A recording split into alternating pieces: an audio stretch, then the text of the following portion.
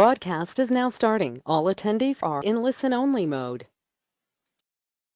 Hello, this is Brent Struthers. Thank you for joining us for today's presentation, the Shaken Governance Model, setting robocall mitigation protocols into action in the network. We will begin in just about a minute. We'll wait for a few more people to join. Thanks.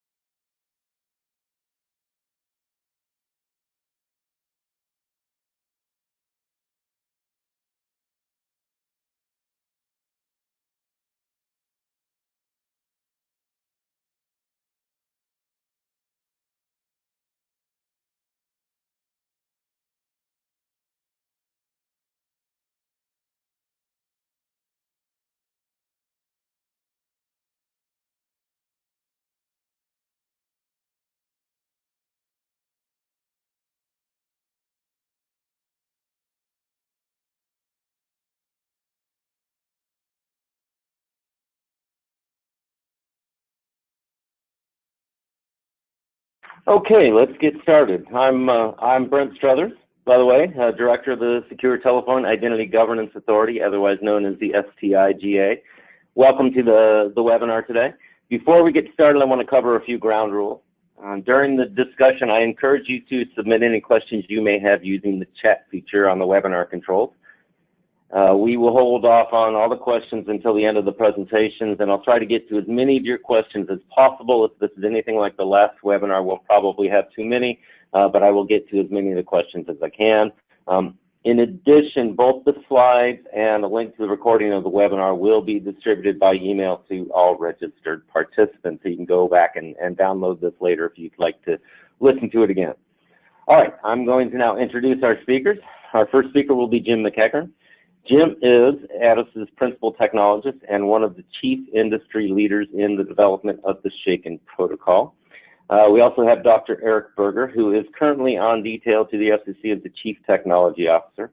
Following his tenure at the FCC this coming October, not too long from now, Dr. Berger is going to return to his role as Director of the NSF Security and Software Engineering Research Center at Georgetown University. The next speaker is Linda Vanderloop.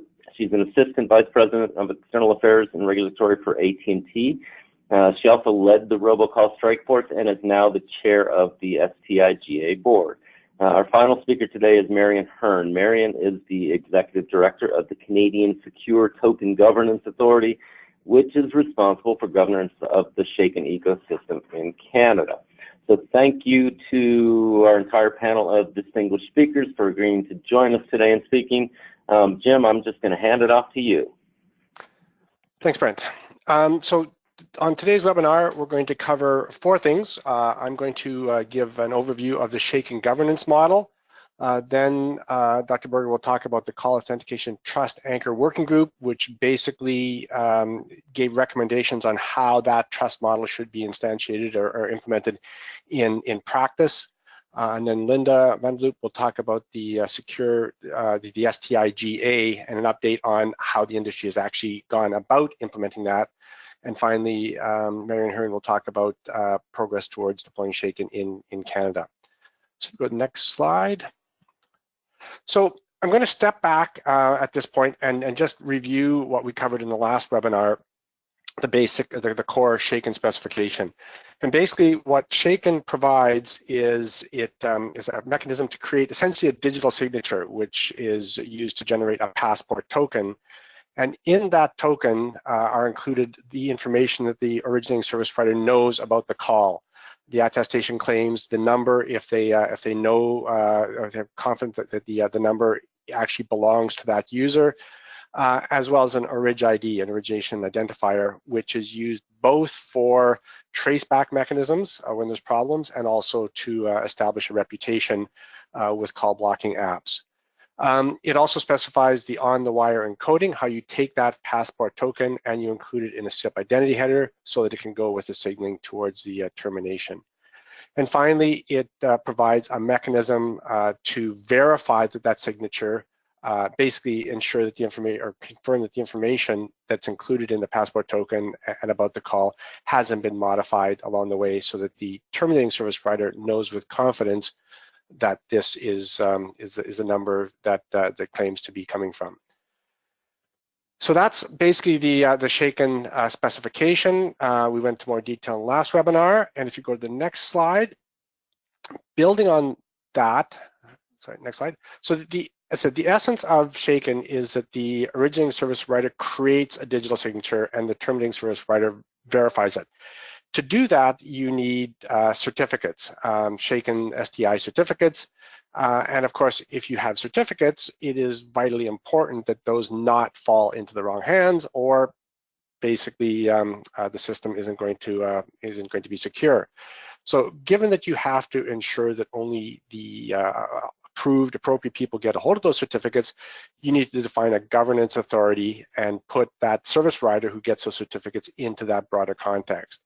And the diagram we see here is that governance model that was developed by the IPN and I task force in order to do that.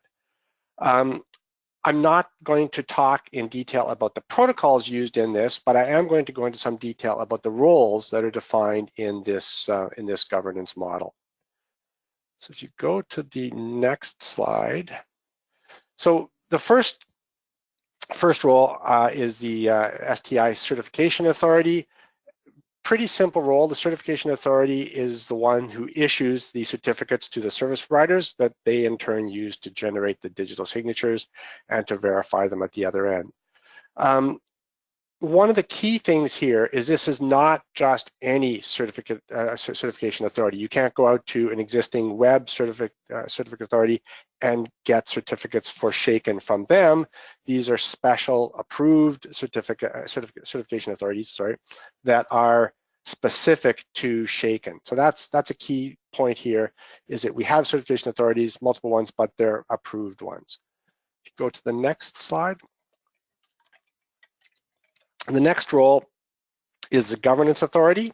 We're going to hear more about that in practice later in the webinar. But basically, the governance authority defines the rules that are that basically govern the issuing and the control of certificates and the rules for the ecosystem.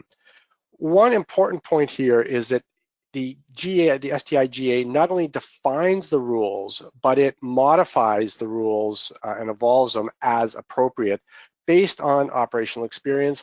And if we identify areas where the various players are trying to game the system, the STI-GA has the ability to tweak the rules, add new best practices if necessary, even identify issues that need to be addressed in a more systematic way.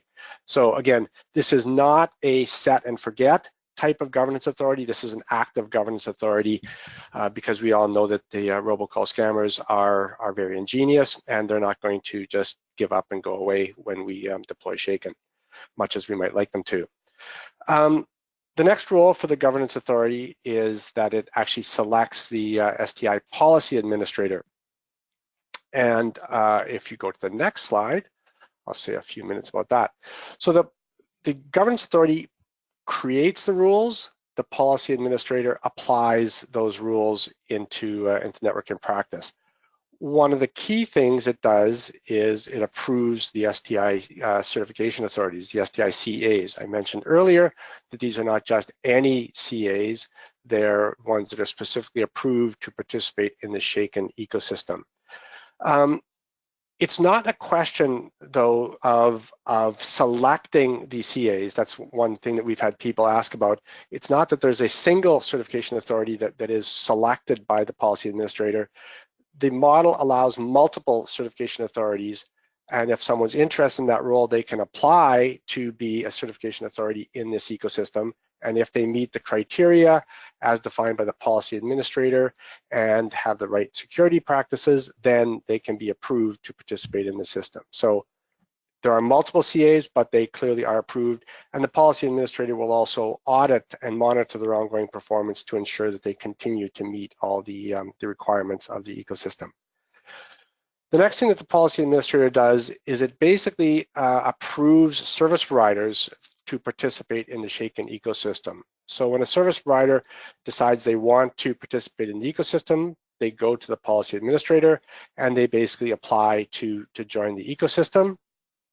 The policy administrator then validates that they meet all the criteria that have been defined by the governance authority. And if that service provider does in fact meet all the criteria and qualifies to participate, then they approve them, and then they issue them a service provider code token, which is their, if you will, their master key that allows them to participate in the ecosystem. What the service provider does with that token is that when they then go to a certification authority to get their certificates, which they're going to use to generate the digital signatures in Shaken, they are challenged and have to produce that service provider code token to prove to the CA that they are in fact an approved participant in the ecosystem. So there's a lot of different certificates in this context, but again, using PKI best practices, ensuring that the system remains secure and robust. The other thing that the policy administrator does, in addition to issuing the service provider code tokens, is of course to renew them as appropriate. And when you renew, ensuring that the service provider remains a service provider in good standing as part of the ecosystem.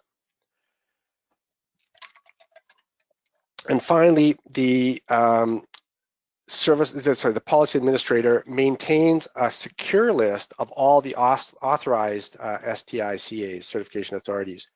As I mentioned, there can be multiple CAs, but only approved, authorized CAs, and the policy administrator maintains that list of ones. And as we'll see in the next slide, they do that because it is that list of approved CAs that effectively creates the root of trust, or the trust anchor for this system. So that's a key aspect of this governance model. And then finally, they have a certificate revocation list, CRL.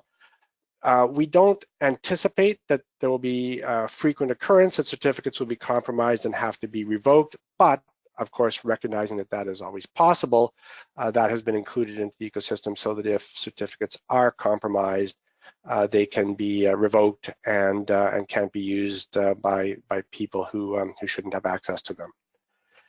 One other point that's worth making is you'll notice that there's the two roles, the governance authority and the policy administrator. And one of the questions that many people ask is, well, why have two roles? Why not just have a single entity that is the governance authority and policy administrator combined?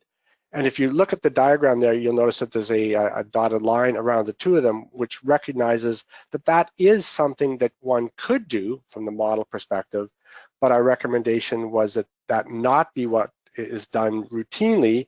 And the reasoning for that was that they're just quite different sets of expertise. The expertise and the authority you need in order to set the rules and make the rules and decide who gets to participate are quite distinct from the rules you need to operationalize that and actually apply it, crank the handle as it were, in practice.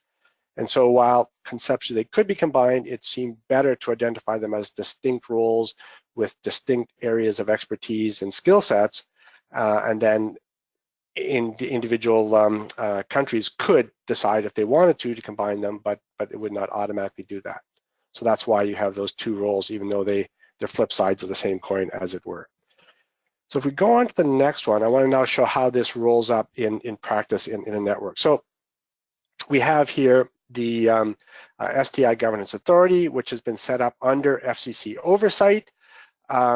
And it is in the process of selecting a policy administrator as we speak. Once that policy administrator is set up and approves one or more certification authorities, they will be added into the trusted CA list.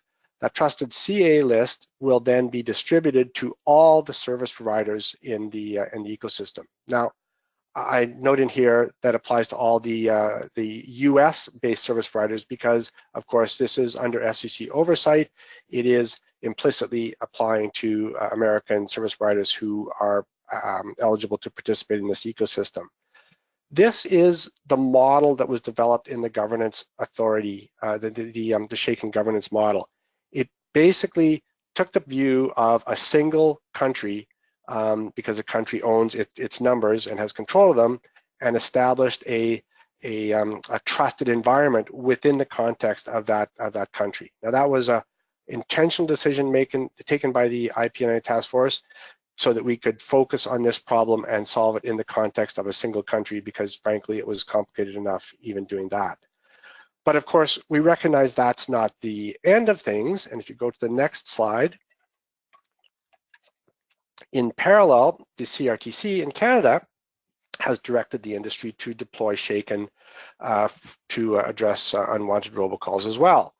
And the Canadian Secure Token Governance Authority is basically under CRTC oversight, has been established by the Canadian carriers, and is in the process of, or has begun the process of selecting a policy administrator, which would set up a parallel environment in Canada and approve its own trusted CAs, and those in turn would be distributed to the Canadian service providers so that the system would work. Now, these are distinct trust environments. Again, the model as it's currently defined only takes the perspective of a single country. However, if you go to the next slide, although it's a question mark as to, and I put the question mark there because it's not specifically, not explicitly specified in the standards as currently defined, what happens when you add a second country. The standard takes a single country perspective. But we're now at the point where there are two countries that are deploying Shaken, and so it's appropriate to consider, okay, how do we essentially extend that trusted environment so that it includes both countries? And the IPNI task force has recently initiated a study on cross-border Shaken. We have identified a mechanism that would address this in the context of like countries like Canada and the United States. And I'm we're working in the IPNI task force to develop a document that will document exactly how that would be done and specify that so that we know exactly how that trust environment would be extended to include both countries. Now, it's also recognized that when you go longer term to the 195 odd countries in the world, you probably need a slightly different environment, and we have some ideas on that, and that would be a longer term study item. But the key thing here is we've identified exactly how we will extend the trusted environment to include Canada and the United States as the only two countries currently actively deploying Shaken. So that is basically where we have got to in terms of the Shaken governance model. And if we go to the next slide, I'm now going to hand it over to Dr. Eric Berger, who will talk about the recommendations for how that governance model be established in the industry and practice. Eric? Yeah, thank you very much, Jim, and thanks for describing the STI-GA, PA, and CA. So I'm going to talk about sort of the left-hand side of that flow that Jim just showed. So in December of 2017, the FCC directed the NANSI, and that's the North American Numbering Council, and we asked them to do a few things. We asked them to define criteria by which a governance authority should be selected, and then recommend a process to apply that criteria and select a governance authority. Doing that, we asked them to identify what role the Commission should play in overseeing the call authentication ecosystem. And then also we asked the NANSI to recommend the criteria and the process for selecting the policy administrator. And you can see we sent a letter. We, of course, being a government agency, we do things rather formally. So here was the formal letter. Once we sent that, on the next slide, you'll see that the NANCI sent us some recommendations. And they gave us those recommendations on May 3rd of 2018. And basically the FCC, the chairman, accepted their recommendations. The recommendations was that the industry collaboratively form the governance authority. And the reason we made that decision, rather than, for example, having the FCC do it or go through a rulemaking, is it allowed the industry to begin work immediately. We wouldn't be losing time to a formal FCC rulemaking process. And it also would allow Shaken to retain the maximum flexibility to rapidly respond to evolving threats. As you know, or maybe have seen, a lot of the robocallers are very dynamic in their response to our and industry's attempts to contain them. So we wanted to make sure that we gave people the tools to quickly respond. So after that May 4th report, if we go to the next slide, you'll see that there are a number of milestones laid out in the report, and again, the Commission accepted this timeline. So on the top timeline, you see that the NANCI gave the report to the FCC on May 4th of 2018. In August, the GA was established, and we talked a little bit about that in the last webinar as well. So that was 3 months after the report. Then the report offered that no more than 3 months after we had the governance authority, there would be a request for proposals or the equivalent to establish the policy administrator. And then, so that's your November 4th. Then February 4th was what the deadline would be for the responses. We did, in fact, where we, industry, the STI-GA got those responses. And you'll notice you are here. Here it is May, and it's about time for the policy administrator to be announced. And another thing that the report did, and the FCC certainly encouraged, was expediting the steps. And so to try to not make this too much of a waterfall model. So for example, you can imagine there are only so many companies that exist that could possibly be a CA. So it's not a case of, well, we'll start thinking of certificate authorities once the PA is done. People are already thinking about that. As well, as Jim outlined, and as we talked about in the prior webinar, this structure of the GA, PA, and CA allows us to have a structure that makes it easy to have thousands of service providers exchange their public keys. However, that doesn't mean that a carrier cannot start signing their signaling as long as they share that public key with whoever they're trading information with.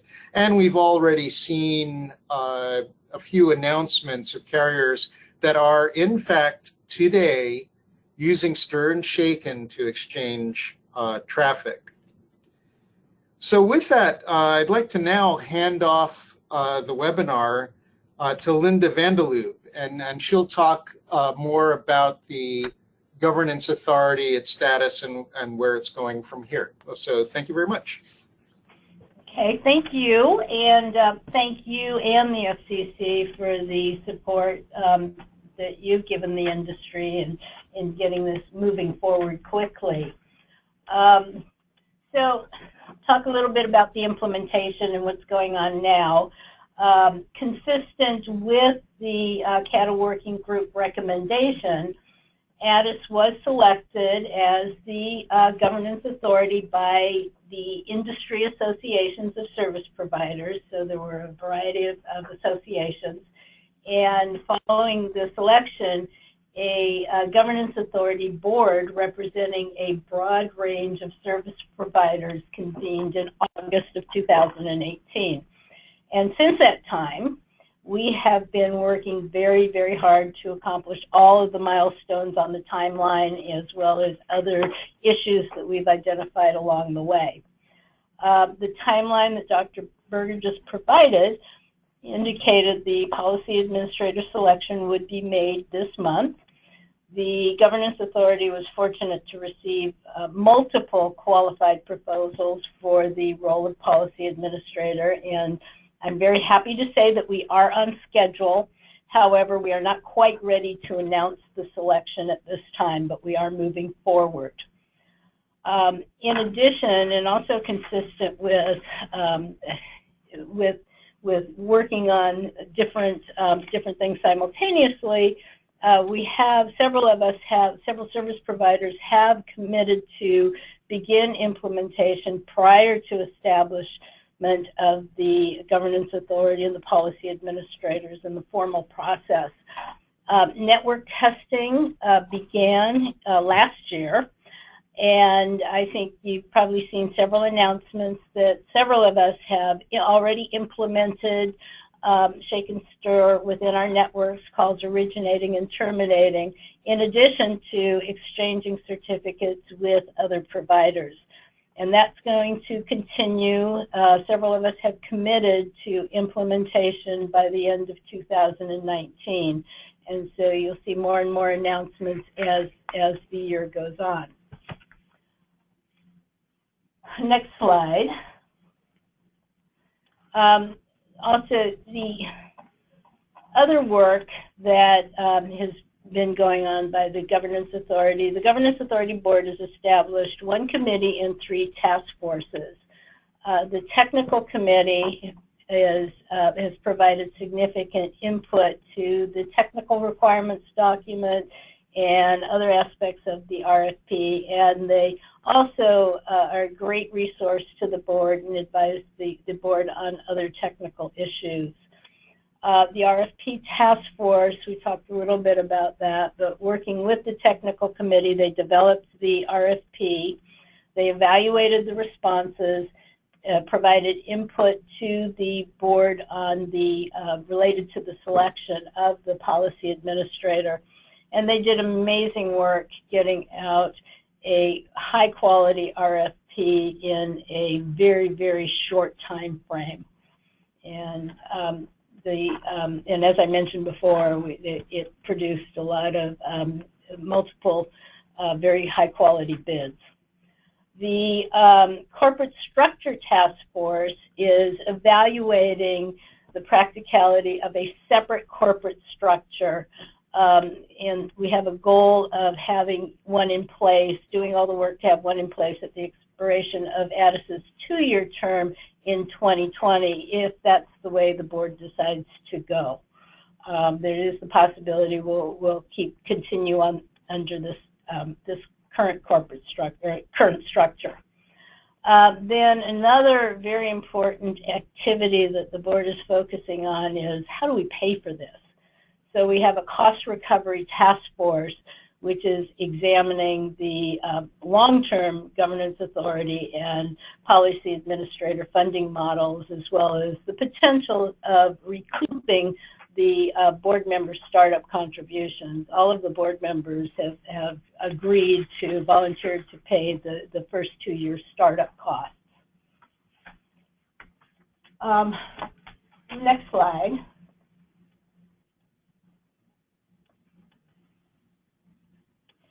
So I wanted to take a minute and talk a little bit about the benefits and the limitations of STIR-SHAKEN.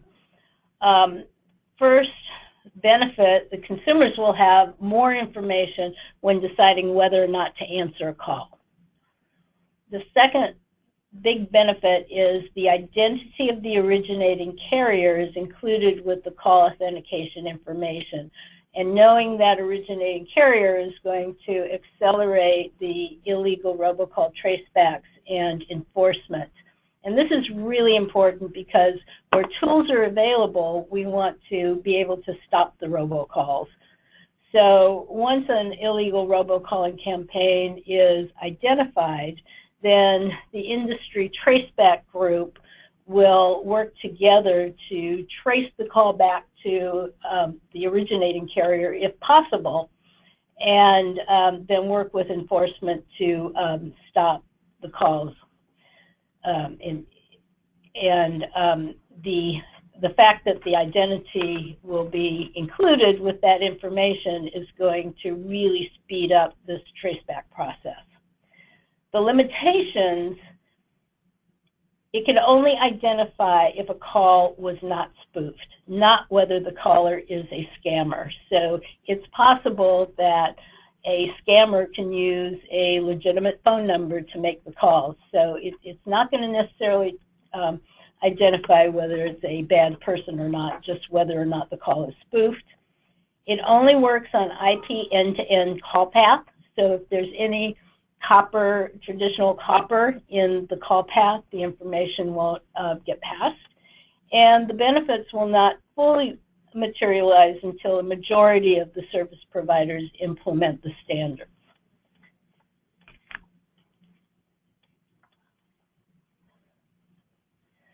So the future work of the governance authority, we're negotiating a contract with the chosen policy administrator vendor.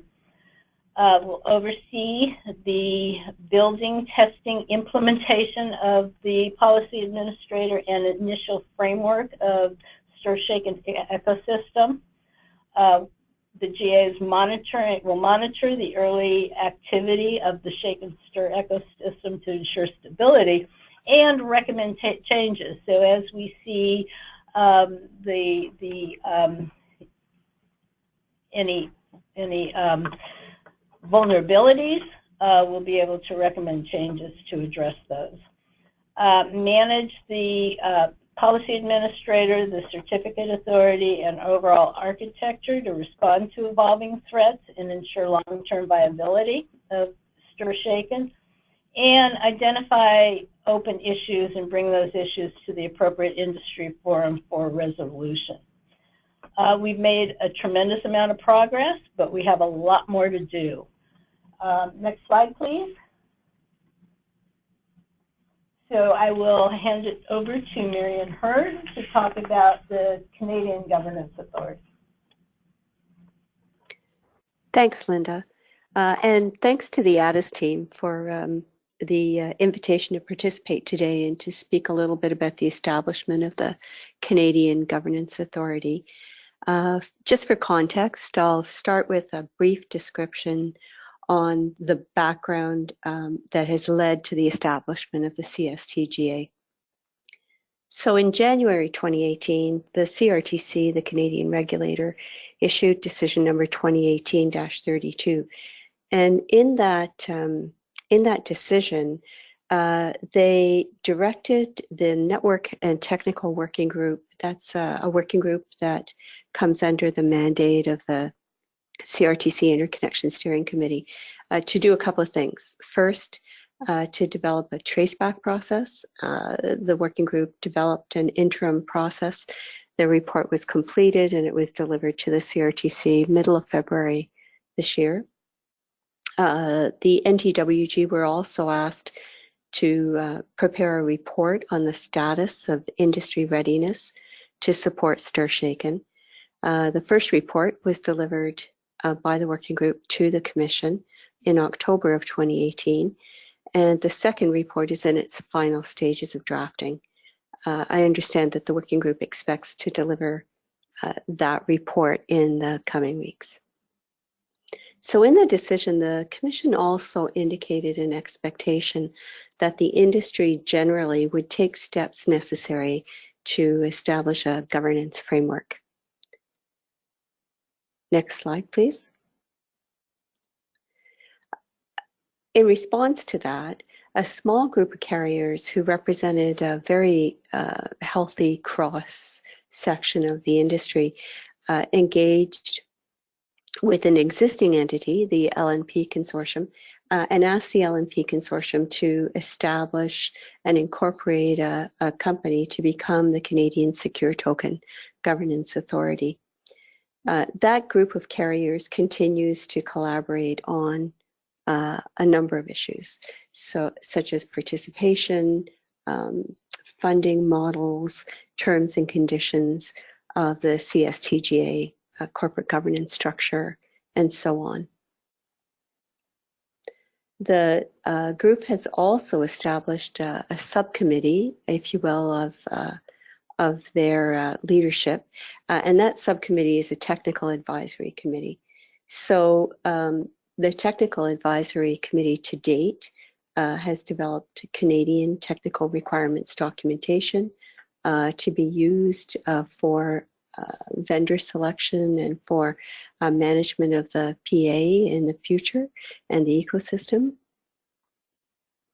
The technical committee continue to be engaged in evaluating matters such as the PA and CA roles, and they have been having an active discussion regarding the practical solutions to support the exchange of trusted certificate information between Canada and the US. In addition to that, there are informal discussions ongoing with a number of vendors who are interested in fulfilling the role of PA for Canada. And there's been ongoing dialogue with CRTC staff regarding the formal endorsement, if you will, of the CSTGA as the governance authority for Canada.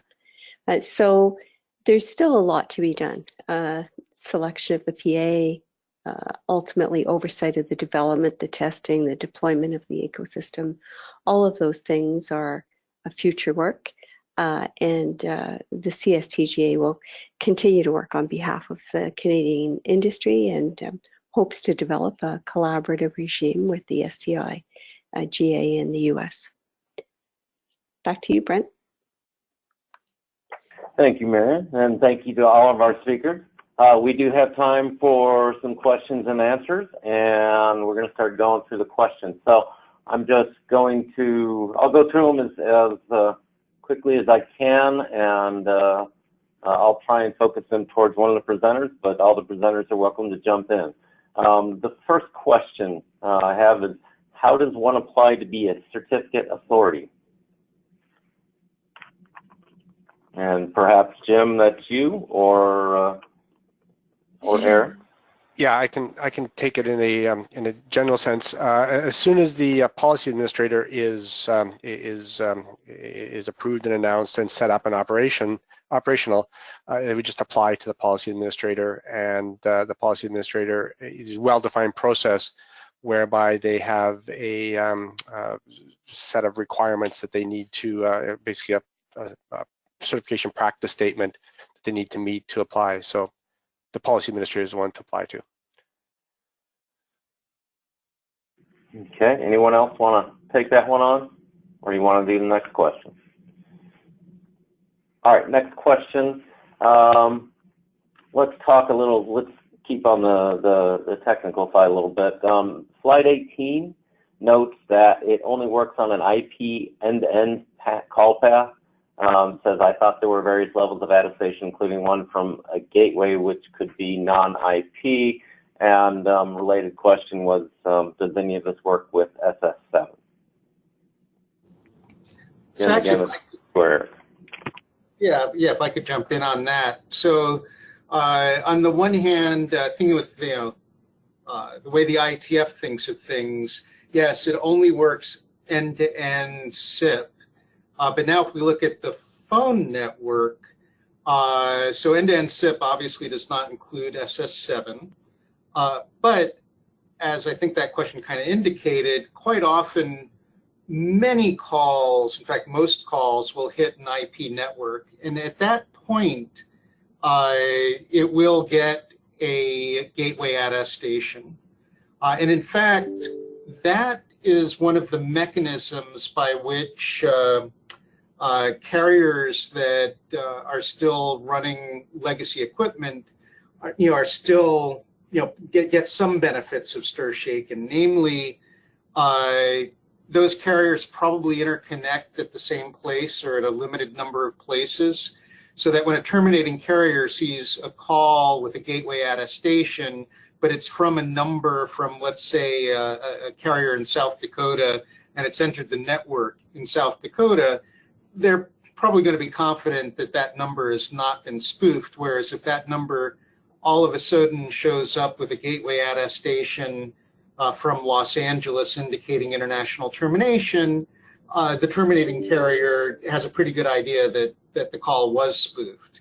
What it does mean, though, is that those legacy carriers that have, the IP transition was announced, I believe, in 1998. So in a sense, it's been 20 years, the clock is up. It is time to migrate, because while carriers that have IP will be able to protect their customers, you're not protecting your customers, and we really do expect you to protect your customers.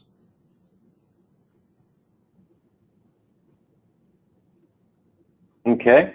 Anybody else want to throw anything else on that question? All right. I've got one for Marion. I think this is a good one for you. This was the March 31st, 2019 shaken implementation date set by the CRTC extended to another date. There has been no formal extension. In the decision, the Commission did mention an expectation that there would be an establishment of a governance authority by March of this year. The Commission also in the decision acknowledged that full deployment of stir shaken is an undertaking that has many layers to it. So CSTGA's had an ongoing and very frank discussion going with the Commission, with the CRTC, and I think the Commission recognizes that the carriers have made substantive progress, such as incorporating the CSTGA and development of the Canadian technical requirements, discussions with vendors, and so on. So there hasn't been a formal extension, to answer your question in short form, but there's been no further action from the CRTC otherwise. Thank you. Okay, so let me just stick with the cross-border stuff a little bit, and then we'll talk some costs.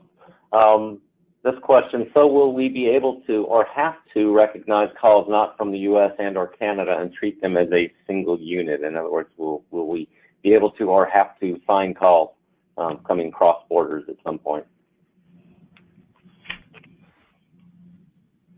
Jim, maybe that's yours? Yeah, no, I was hesitating at the end of the question. So I'll answer what I think the question was. So basically, for calls that originate outside of Canada and the US for the time being, I said that there is work underway to extend it globally in due course. But until then, basically those calls at the point where they entered the Canada-US IP network would get a gateway attestation.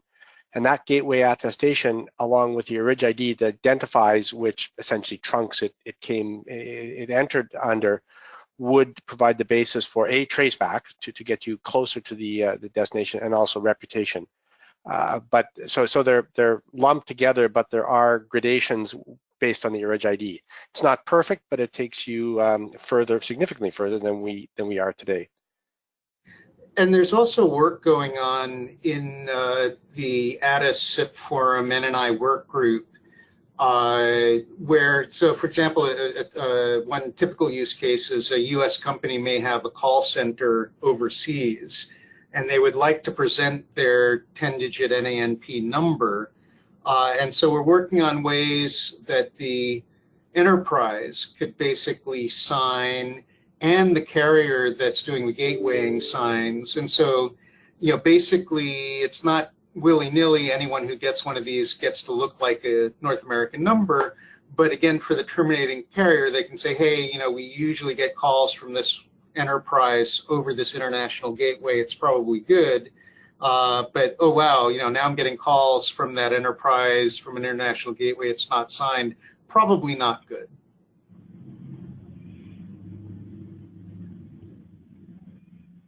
Okay, thank you. All right, let's talk cost a little bit. This is a very simple question, but Linda, I suspect you're going to be able to talk about this a bit. Is there going to be a cost for tokens and certificates? As I mentioned before, we're really taking a hard look at what is the best way to pay for it, and we're evaluating several different models and methodologies. Funding will likely come from participants, but we're looking at various possibilities. It could be based on tokens. It could be based on service providers. We're looking at, should it be a flat fee? Should it be tiered? The larger pay more than the smaller? Is it based on revenue? Is it based on telephone numbers? So we're looking at all those possibilities, and we want to come up with the best way, an easy and a fair allocation of the cost. So we're hoping to have that developed within the next few months. Great, thank you, Linda. Marion, any thoughts on the same question for Canada? So initially, looking at similar models to the US, I think one of the main questions that we're considering is, where do the costs arise? So is it a direct relationship from provider to CA, or is there some way through the governance authority that all of these things are paid for? There's just so many permutations, and I can say that the carriers that established the STI-GA have been working on those ideas diligently. Great, thank you. Let's get back into a little bit of the technical stuff, and Linda, Eric, and you might have some information on this. Several of the service providers in the U.S. have issued press releases indicating they are using STI-shaken to verify calls, and Linda, I believe AT&T is one of those. What is the difference between what they are doing now and what the STI-GA and STI-PA will do, and how is what they're doing now helpful? Well, let me start with the non-technical answer. And one of the biggest differences right now, there's two things that are happening. One is we're getting the technology in the network and making sure it works. But one of the biggest differences is because there's only a few of us that are rolling it out, we are able to exchange those certificates manually. Once this ramps up and there's more and more, we're going to need the governance process for all the reasons that we discussed earlier today, to make sure that the security is in place, to make sure that things are moving smoothly and accurately, and in a mechanized manner. And Eric, you want to add anything? Actually, in fact, I'm going to go policy, not technical on it. Because, well, actually, I'll go technical first, which is a public key is a public key. The question is, how do you know it's really the public key of the entity that says it's their public key? And when you're talking, AT&T and Comcast and others, you can literally hand the key on a piece of paper or on a USB drive. There are ways you can be sure. The issue is, and why we have certificate authorities, is when you got 3,000 carriers in the US, how do you know it's really their key? And we can say because the certificate authority, the root certificate authority says it is. But from a policy perspective, because a public key is a public key, this is why the chairman basically has, I'm sure there's a word that would get me in trouble. So I'll just say he's indicated that the expectation is that the major carriers in the US, the top 10, 12, 14 carriers, would be exchanging traffic by this November of 2019, irrespective of the GA, PA, and CA. It would be really nice if if that structure is stood up, but that would not be an excuse to not be exchanging signed traffic and for those carriers to use stir and shaking in their determination for things like call blocking and call labeling. Basically that consumers will see a difference starting no later than the end of this year. And Eric, just if I may add one comment, because I'll throw in another technical perspective of it, is that this is something that the IPNI task force explicitly considered, and we wanted to ensure that we didn't create a sequential path where we needed to set that up before we could set up the policy administrator, before we could begin to deploy in the network. And you're right, the explicit recommendation was exactly that: you use self-signed and privately exchanged keys to in the setup phase, and then transition as quickly as possible to the formal governance structure. So that was explicitly considered to allow us to make rapid progress. Great, thank you. Let's stick with the digital certificates a little bit. Would you please provide a few examples of how you envision certificates could become compromised? I think, Jim, you mentioned that. Eric, I think you did as well. Yeah, I mean, I'll happy to take it first stab. So actually, I don't have a good, well, sorry, the obvious example is that someone uses less than stellar security and the private key is compromised, hacked, whatever. We don't believe that it is a likely occurrence, because hopefully all the service providers will have best security practices, and that's well understood. But basically, as a safety mechanism, we've defined the CRL. Although again, we're hoping that it will be rarely, if ever, used. But better to have it and not need it than the other way around. Yeah, exactly. I mean, if security agencies can't keep secrets, it's possible that mere corporate entities might get hacked. Now, mind you, there's a lot. We expect the larger carriers to be using physical security, hardware security, all sorts of mechanisms to protect the private key, but yet one could envision that you can't cover all contingencies. The other one is, again, a policy one, which is, if a carrier for some reason is no longer considered a carrier, that their certificate can be revoked, which would have this kind of similar effect as saying they're not allowed to play anymore. Okay, thank you. Let's see. Is stir shaken not compatible with SS7? You want to address the SS7 availability of stir shaken for TDM? Jim, Eric, anyone? Well, yeah. So Eric, do you want to take a stab, or do you want to? Oh no, I was about to, but since you jumped in, go right ahead. No, please, I defer. This is like after you. All right. So the technology of stir and the structure and policies of shaken could be applied to SS7, just as we have SIP header fields, we have SS7 information elements. So it's theoretically possible to extend this to the SS7 world.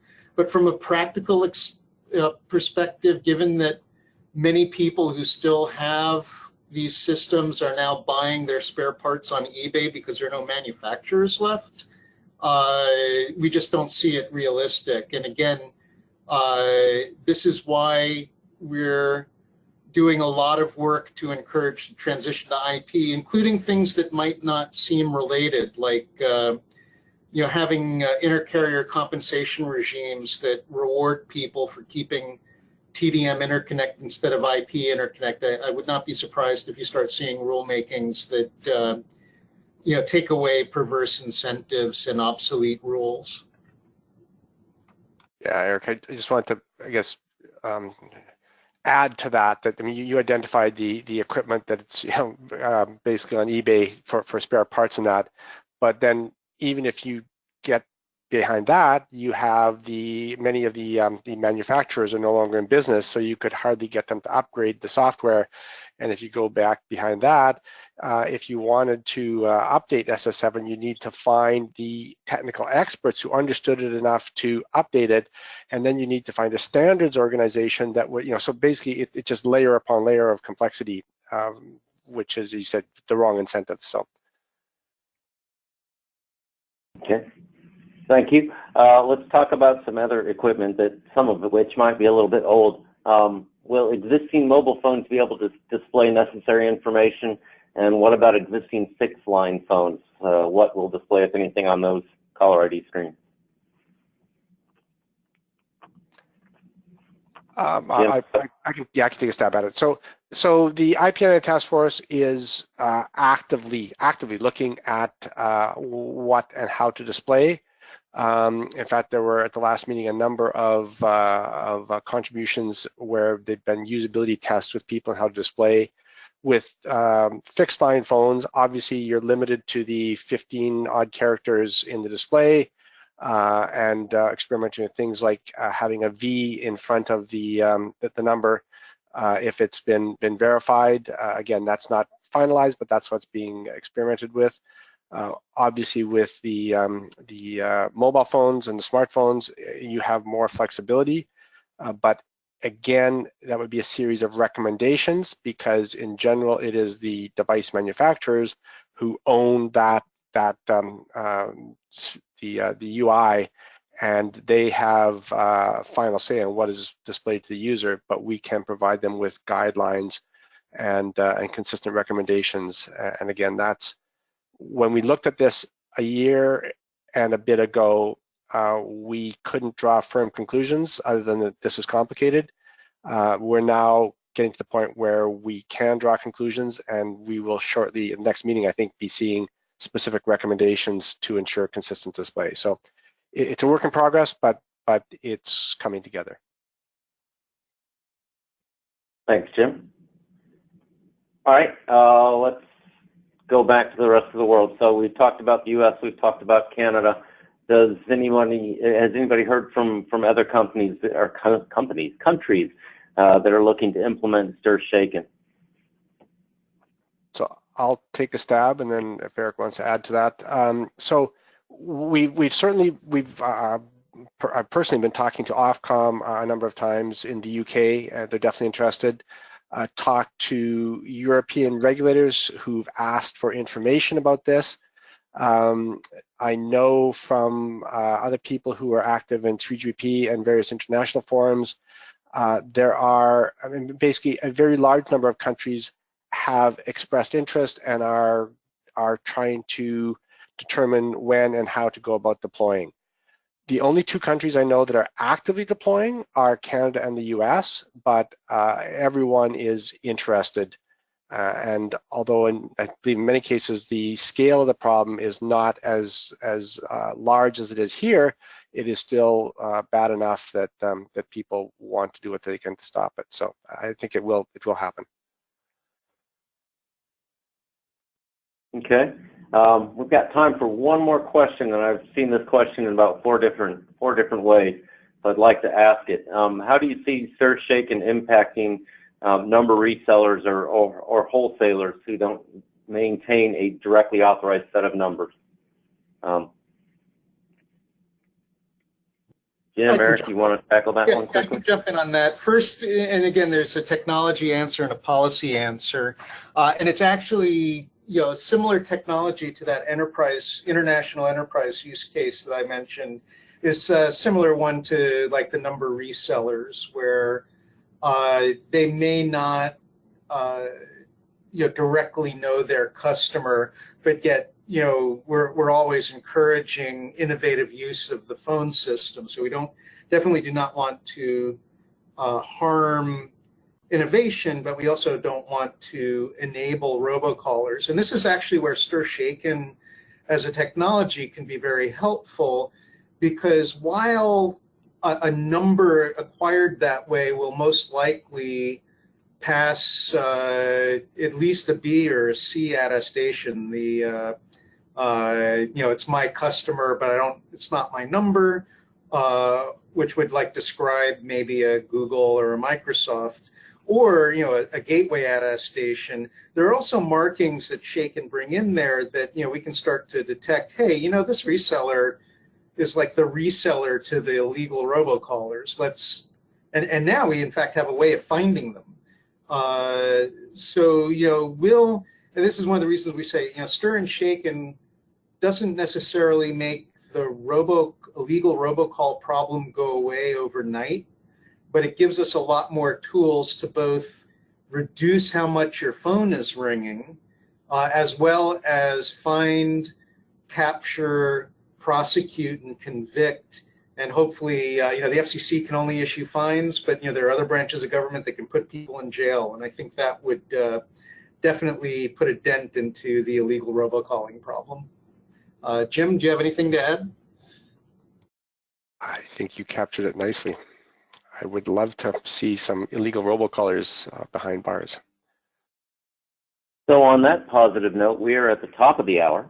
We will end this. If you want to know about the A, B, and C attestation that Eric mentioned, we have another webinar on our STI-GA website called Shaken 101, Mitigating Illegal Robocalling and Caller ID Scams. You can watch that and learn all about that there. We will also send to everybody who's registered for this webinar, again, the link to that website, but you can see it on the screen now, and you can go download and later download the slides or watch the webinar again. Both will be available up on that page. So thank you again to all of our panelists for joining us today. Thank you again to all the folks who attended. Feel free to go download the slides, and if you have questions, send them my way. Again, I'm Brent Struthers. You can email me at bstruthers@atis.org. Anyway, thank you all for joining us, and have a great day.